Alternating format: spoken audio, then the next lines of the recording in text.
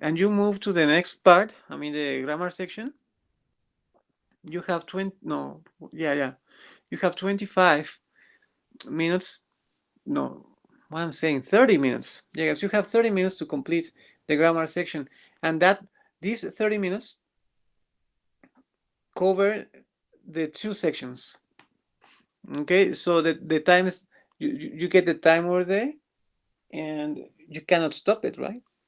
And that's a problem. You cover the two sections there, and then just the same, when you click the button and you move on to the section 3, the reading comprehension section, you're gonna get 50 minutes. So no, 55 to be precise. So that means you're gonna get 11 minutes per reading. Okay, so 5 readings, 11 minutes per reading, equal to 55 minutes, and it's exactly the same format. Okay, so you have to get used to this format. All right, so there is one more test that you're gonna be doing as a practice test, and hopefully I'm going to apply that exam just before you present the CELI test.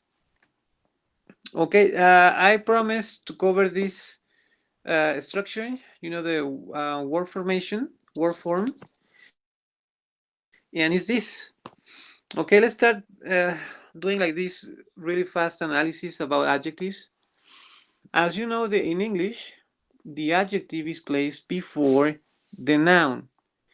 Something that doesn't happen in Spanish, because we know that in Spanish, the adjective is placed after. El niño tonto, or el examen difícil, yes? So we don't do this in English because we place the adjective before, no? The very difficult exam, the dumb boy, no? But you see, there are some situations where you're going to see the adjective after the subject, or in this case, after some verbs. And this is basically the exception. Every time you see any of these verbs, yeah, by the way, these verbs are called linking verbs. Why? Because they connect information. Yes, basically these ones are describing the way we feel, no? She looks beautiful, she seems beautiful, she feels great, no? This exam appears to be difficult, seems difficult, no? So after this verse, as you can see over there, we place an adjective after. So this is the exception. So basically, to summarize this, okay, is in English, the adjective can be placed in two different positions. One, the one that we all know before the subject, and this one, this exception. After some verbs, you may see the adjective. All right? Okay. The next part, let's just continue with the adverb. As we all know, the adverb describes some verbs. That's what an adverb does.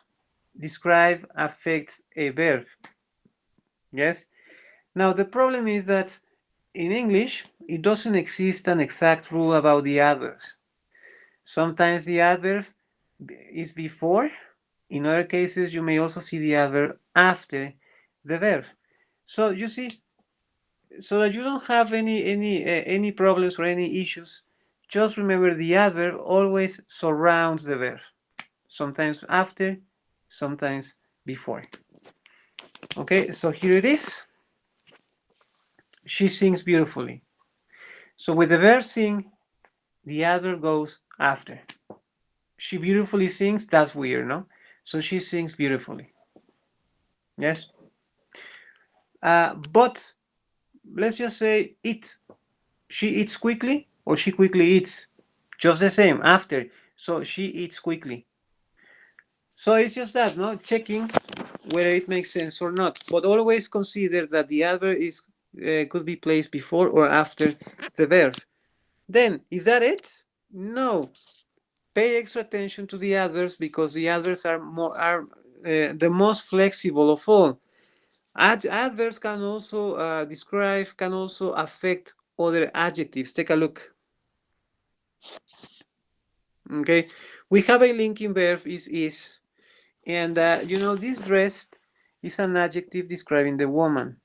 But at the same time, we have an adverb describing the adjective dressed.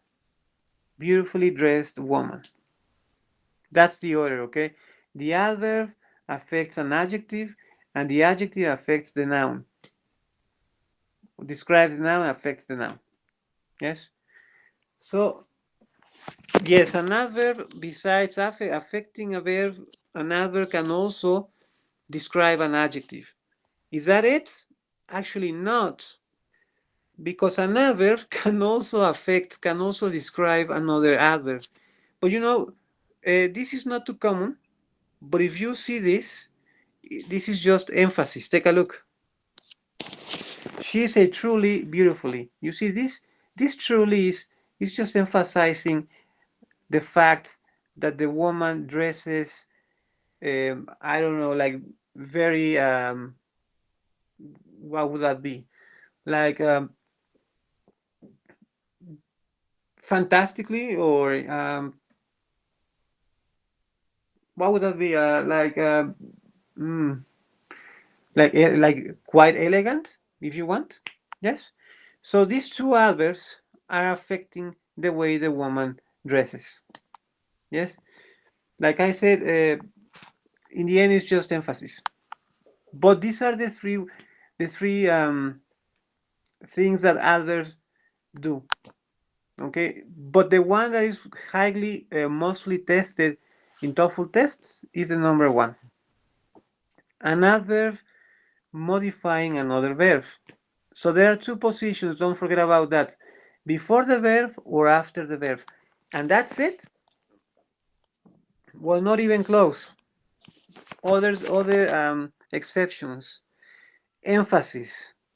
You may also see that we can also move the adverb in front of the sentence at the beginning, or we can also place the adverb at the end. We do exactly the same in Spanish, ¿no? Rápidamente ellos cerraron la puerta. Ellos cerraron rápidamente la puerta. Ellos cerraron la puerta rápidamente. Okay, so I just moved the adverb in 3 different positions in Spanish. So we can also do the same in English. With the verb locked, the adverb goes before. So they quickly locked the door. Okay, quickly they locked the door, emphasis. Or I can also do this, they locked the door quickly. You see, so just by placing the adverb at the beginning or at the end, you are making some emphasis. So basically, to summarize this, the adverb can be in 4 different positions. Okay, at the beginning of the sentence or at the end of the sentence. That's for emphasis. And also consider that it can be placed either before or after the verb. So yes, just to summarize this, the adverb can be placed in 4 different positions. Okay, any questions with this? Anybody, anyone? Somebody, someone? No, teacher, no doubts. All right. So we already checked adjectives. We already checked adverbs. Then, prepositions. Okay, the ones that you see are the most common prepositions. And what the hell prepositions do? Prepositions connect nouns. That's it. All right. Now, the ones that you see highlighted, after, before, and since, be careful with those, because these 3 prepositions, these 3 connectors actually, can be either a preposition or a connector of sentences. For example, I haven't, let's just take the midterm test you did. So I haven't seen you after the test. I haven't seen you after the test. In this sentence, in this example, after is a preposition connecting the test. I haven't seen you after the test. Now, we can also use this to connect a whole sentence, a full sentence, right? So I haven't seen you after after the test was finished. So that's a full sentence, no?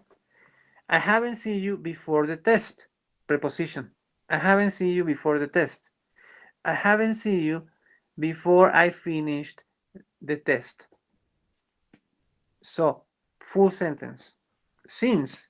I haven't seen you since the exam or since the test. Preposition. I haven't seen you since I finished the test. Sentence. So you see, that's the problem. You need to keep your eyes open because these three can be either prepositions or in some cases they are actually connecting complete sentences. Okay, so well, just consider that prepositions always connect nouns. Then every time you see these adjective pronouns, my, your, his, her, no, its, or, your, and their, we know that these denote possession. So whatever the information comes after these ones is the thing to be possessed. So it has to be a noun.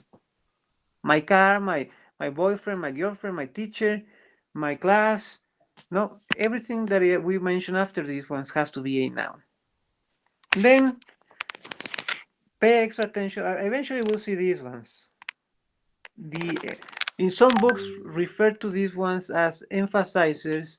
Other books refer to these ones as what is that? Intensifiers. Why? Because they emphasize, they intensify the meaning of what.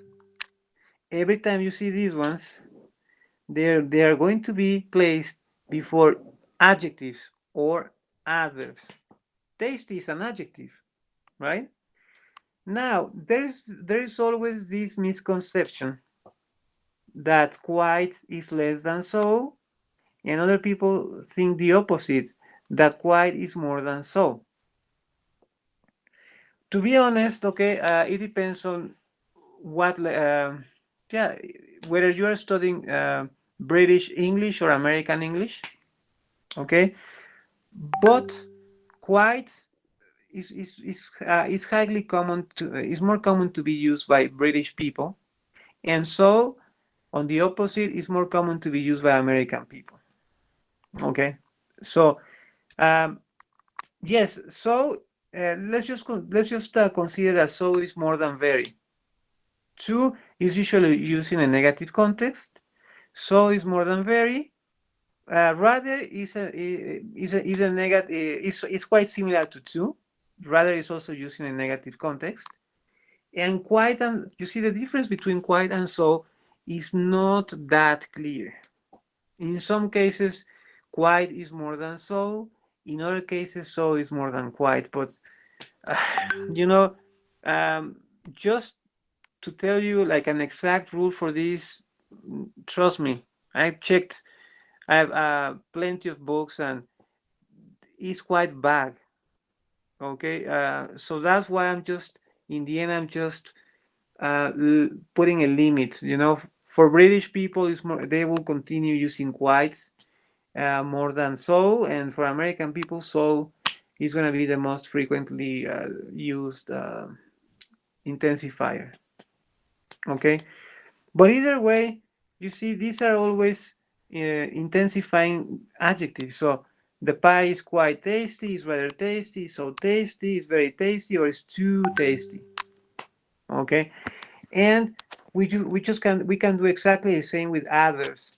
So the end of the story can be told quite quickly, rather quickly, so quickly, very quickly, and too quickly. Okay, so well, this is what happens, and those are the things that you guys you have to infer. That the following word has to be either an adjective or an adverb. Okay, so you can take this as an introduction. Eventually, we'll see this deeply. So, any questions for this? Anybody? Anyone? Somebody, someone? No. Nope. All right. Now, articles. Eventually, again, we'll see the articles, both the indefinite and definite articles. Now, as you know, the definite article stands for el, la, los, las in Spanish. So this means that we can use this article for what? For singular masculine, for plural masculine, for singular feminine, and plural feminine. Okay, so this article is very flexible.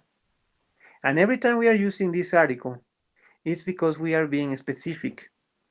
If you don't see specific information in the exercise on the TOEFL test, then you identify the mistake. Every time we use the definite article, we have to make sure we are providing the enough information. Otherwise, we cannot use this article. Okay? Then, what else? As you can see, we can use this article. We can also use this article, sorry, with uncountable nouns. The word time is uncountable. And just the same, we can also use this article with countable nouns. Orange, oranges. So you see, in the end, this is the key. When we can add, yes, every time we can try adding an s. We can try adding an s just to identify, just to get to know if the word is countable or not. If you cannot, if the word cannot take the s, then the word is not countable. Times, maybe in some expressions it's possible to say 2 times, 3 times, but it's just an expression. But the word time, I mean the tiempo is uncountable, unless we separate the time in seconds, in minutes, and in hours. Okay, and so yeah, we can apply the same rule as in Spanish. Yes, sugar, well, sugars is weird, no? Air, I mean, aires, that's weird. So yes, we cannot add an S with words that are uncountable. Now, on the opposite, you see, this is very flexible. But on the opposite, the other article, the indefinite article, is only used, can only be used in singular situations. Remember, in English, this article is only for uno, una. Forget about the Spanish version of unos, unas. That only happens in Spanish. So no, in this case, we have to forget about Spanish. In English, it's only uno, una. That's it. So, a boy, a girl. Every time we are being general, we have to make sure to use the article. General ideas, indefinite article. Now, something that happens in English and that doesn't happen in Spanish, French, and German is that when we are being general, we can omit the article. Yes, I mean, los elefantes. I mean, this is a very general idea, ¿no? Los elefantes son hermosos animales. General idea. I'm not specifying which elephant. I'm just saying, as a general idea, I'm just saying los elefantes son hermosos animales. So if you want to write down this idea in German, you cannot do it without the article. The same happens in French, the same happens in Spanish. We always use the articles. Ella, los, las, all the time. De, die, das in German. I don't remember the articles in French, damn it. I think it's il, le, them. I don't remember the articles. But you see, we must use the articles all the time. Now, in English, we can just simply say elephants are beautiful animals. No? So you see, this omission of the articles only happens in plural form. In plural form. Because every time the subject is singular, we cannot omit the article. I mean, we cannot say in English, elephant is a beautiful animal. No. An elephant or the elephant is a beautiful animal. That's it. In singular situations, we cannot omit the article. This only happens in in plural general expressions. Okay, so going back into this article, remember this indefinite article only stands for uno, una. That's it. Then remember, we cannot use this article in plural situations. It's only used in singular situations. Finally, consider that there is also another misconception that A or an are different. And that's weird because A or an are the same. So the only difference is that we need to check every time you see this article, check the pronunciation. If the word starts with a consonant, then we use A, right? Every time the word starts with a vowel sound, A, E, I, O, and U, then we have to make sure to use N to avoid the cacophonia, right? To avoid repeating the same sound, o, e, o, u, e. So that's the reason for doing this. Yes. So as a suggestion, every time you see this article, check the pronunciation. Okay. Then just consider the fact that this article cannot be used with uncountable nouns because we cannot say un tiempo, we cannot say un agua, we cannot say un aire. Okay, so this doesn't apply with uncountable nouns. So to summarize this, I mean, what is the reason? Okay, every time you see either of these two articles, a, an, or the, articles connect nouns. That's what they do. So make sure to look for a noun or to modify whatever the word is into a noun. Okay? Any questions with this?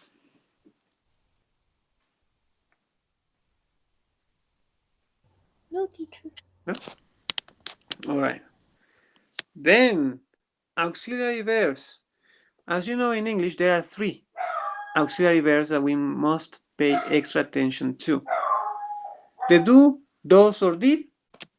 We know we have to use these ones in present. We know we have to use these ones in negative forms. Doesn't, don't, didn't. No? Then we also have the other auxiliary for the perfect tenses. Have, has. Also for negatives, haven't, hasn't, right? Also the verb to be. We previously checked the verb to be in passive voice. Then the stupid verb to be happens to be used in all tenses, simple present, negative expressions, I am not, is not, aren't, right? We also see the verb to be in present continuous, future continuous, and so on, and so on, and so on. So every time we see any of these, we know these helping verbs affect a verb. So we have to make sure the verb is correctly conjugated.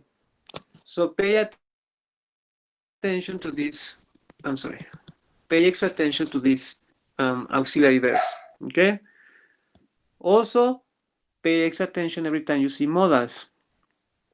We know that after modals, we have to conjugate whatever the action is in simple form. Can be, could be, maybe, might be, will go, would go, should go, must go. It's just go. I mean, no past tense, no ing, no nothing. It's just simple form, no? Jesus Garcia. Okay, Jesus is there. Then, what else? To summarize, okay, basically just to summarize what I just said is this. A noun is always placed before the verb. The noun is the one doing the action. The adjective, remember, the adjective is usually placed before the noun. But in some situations, remember what I said, in some, as a big exception, there are some cases where the adjective is actually going to be placed after nouns or after verbs. Then the adverb is the most flexible. Remember, the adverb is the one describing the verb, and the most common is to see the adverb before the verb. There are other situations where we are also going to see the adverb after the verb. So just identify the verb and be flexible enough to denote that the adverb is going to be surrounding the verb. Or if you want to emphasize something, then you can place the adverb at the beginning of the sentence or at the end of the sentence. So consider that there are 4 possible positions where you might see the adverb. So this is the most flexible. Prepositions, we know prepositions connect nouns. Adjective, pronouns, my, your, his. We know these are possessives and they denote the thing to be possessed. So whatever the thing to be possessed has to be a noun. And then the intensifiers, quite, rather, so, very, and to. We know this intensify what? Intensify the meaning of an adjective, intensify the meaning of an adverb. Articles, indefinite or definite article, the, a, or an. We know this always connect nouns. And finally, we have to pay extra attention to auxiliaries because whatever it comes after them must be a verb. And we need to double check the conjugation of that verb. Okay, so basically this is the summary, guys. Okay, so let's start checking the activity. And this is the answer, okay? Well, actually, no. Teacher, sorry. Yes, you were saying? Sorry, there was a lot of sounds. So there is the form that it will be an auxiliary, yeah, plus a verb, and it will be like that always. Well, it depends, no? Maybe there are some situations when we'll see have or has, but it's the verb. Actually, it's the verb. It's not an auxiliary verb, no? Like she, let's say, she has money. Okay, that's not an auxiliary verb, no? But she has space, gap. She has gap to the concert. Okay, this is present perfect. So this has is not a verb, it's an auxiliary verb. So she has gone, right? She has gone to the concert. So you need to pay extra attention because probably any of these 3, the have or do, did, or the verb to be, in some cases they are going to be the verbs or they are actually auxiliaries. So every time you see them, you identify the sentence and you say, this is passive. So this verb to be is forcing me to use the past participle form, no? So cars are used for traveling. No? The exam was presented yesterday. The exam was presented. Okay, this is passive. So the was is forcing me to conjugate present into presented, no? Was presented. So yeah, it's just the way it is. And well, the only positive thing that we can take out of this is that in English there are only 3 auxiliary verbs: the stupid verb to be, the verb have for the perfect tenses, and the auxiliary do and did for present and past. Those are the only 3. Okay, so take a look. It's just that. Article in number 1. We have an article right here, right? So we need a noun. So we need to modify produce into a noun. So Detroit is renowned for the production. Then what happens in number 2? We have an article, we have an adjective. So we need a noun. A good what? If you make a good impression, you see exactly the same happens in number 3. We have the same article, adjective, article, adjective. A vast what? A vast knowledge, conocimiento, has to be a noun, knowledge. Okay? Then in number 4, well, this one is a little bit different. We have a verb ganar and then some. So ganar qué? So whatever it is has to be a noun. But it has to be plural because we have the expression some. So ganar some qualifications. Then we have a possessive right here. We have a superlative. So we know we have to mention the thing to be possessed. We know we have to mention a noun. So my greatest what? My greatest achievement, logro in this case, right? Then the weatherman said, you see, just the same, article, adjective, article, adjective, article, adjective. So we need a noun. So where the weatherman said there is a strong what? Possibility, noun. Then we have a linking verb. Athens looks beautiful. Athens seems beautiful. Athens is famous. Adjective. Then the problem in number 8, yes, we have an article, but we have the noun record. So we need an adjective to describe the record. So we need a criminal record. Okay? Then in number 10, just what your classmate asked me. Take a look. This is an auxiliary verb. This is forcing me to conjugate the verb in past participle. So, being what? Being employed, I mean contratado, I mean empleado o desempleado if you want. Being employed or unemployed is the worst thing that can happen to someone. It depends, yes? Empleado or desempleado. People might have different opinions, right? Then we have a possessive over here. We know we need a noun. Your what? Your savings. Then we have an apostrophe to denote possession. We know whatever the word comes after has to be a noun.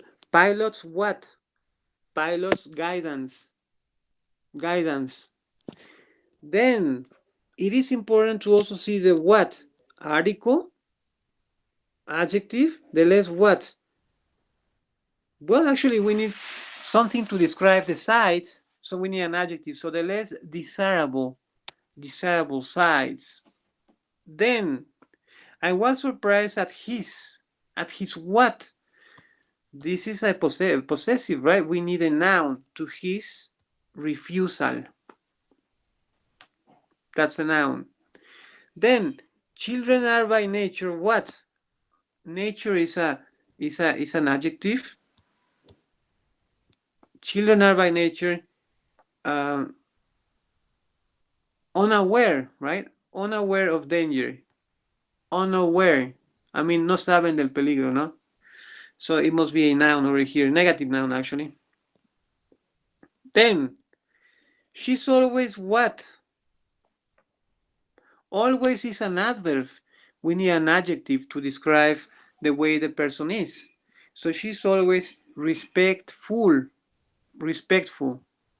Then, the hospital has the best medical what? So we have the article, we have the superlative. Medical is actually an adjective. We need a noun. The best medical equipment. You can relax in the comfortable what? You can relax in the comfortable surroundings. Comfortable is an adjective. We need a noun. We have it the same, no? We have the article, we have an adjective, we need a noun. The comfortable surroundings. or surrounding of the hotel. Then you see we have an intensifier, quite, rather, so, very, too. We know we need an adjective or an adverb. So let's see. Why are you so critical? That's an adjective. Why are you so critical of his work? Then, extraterrestrial life has not been, okay, this is a verb, right? Present perfect, has not been. And then we have a verb, proved. So this is telling us we need an adverb to describe the verb probar. So has not been what? Científicamente probado. Mente. So has not been scientifically proved yet. So we need an adverb over here. Okay? So you see, first is what I'm trying to do over here is just recognizing, getting to know what I need. Okay, in this case, I need a noun, I need an adjective, I need a verb, I need an adverb to complete this gap. But the problem is, I know most of you are like, how do I know the rule, no? Production, impression, knowledge, qualification, achievement, possibility, famous, criminal, disability. No, wait. Yeah, disability, employ or unemployed, savings, guidance, desirable, refusal, unaware, respectful, equipment, surrounding, critical, and scientifically. Yes, how do we know the endings? And that's an assignment that I'm going to ask you guys to cover for the next session, okay? I will send you these 5 files so that you can practice, put into practice, getting to know, recognize the most common, what, let me just check what time is it now. Yes, it's almost 1 p.m. All right, so we can do this. We can do this.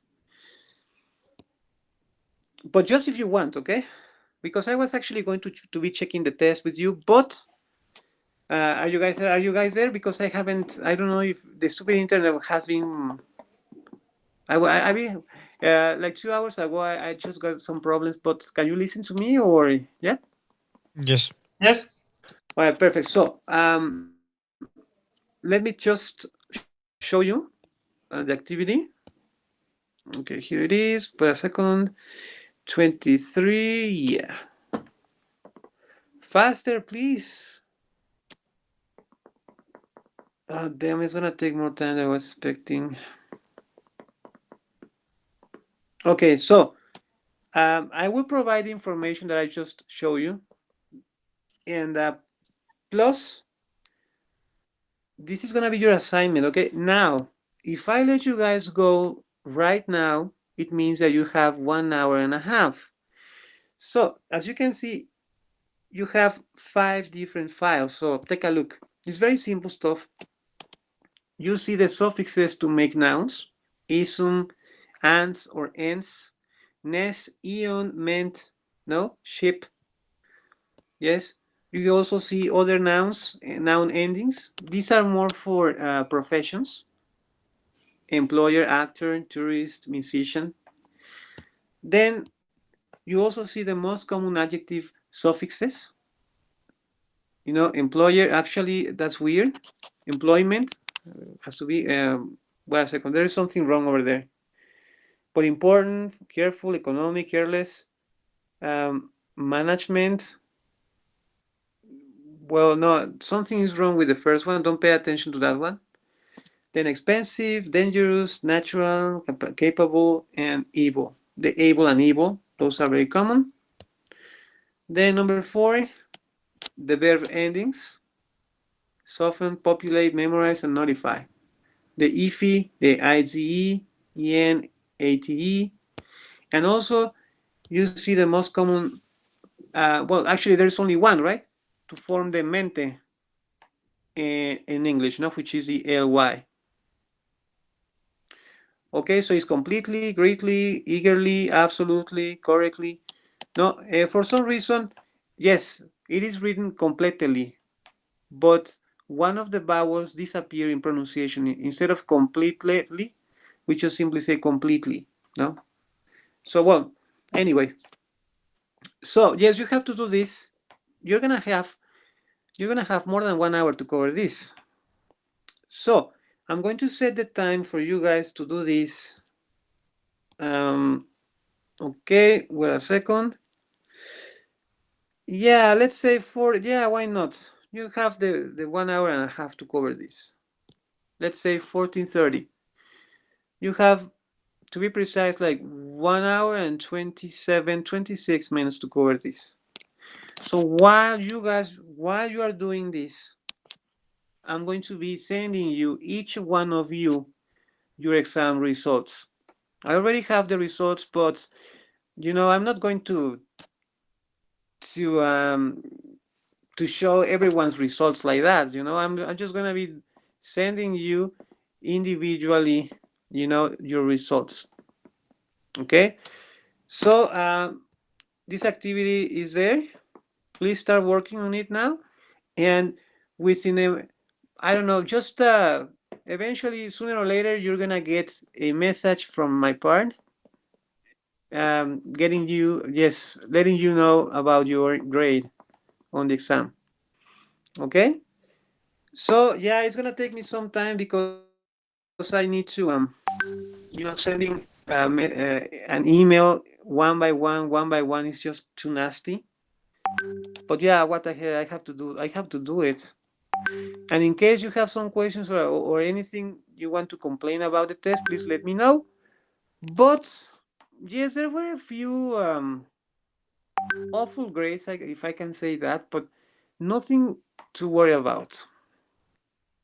Okay, most of you passed the test, and but yeah, I'm definitely have to send you, each one of you, your grades. So that's what I'm doing. But that's basically what I'm going to do right now.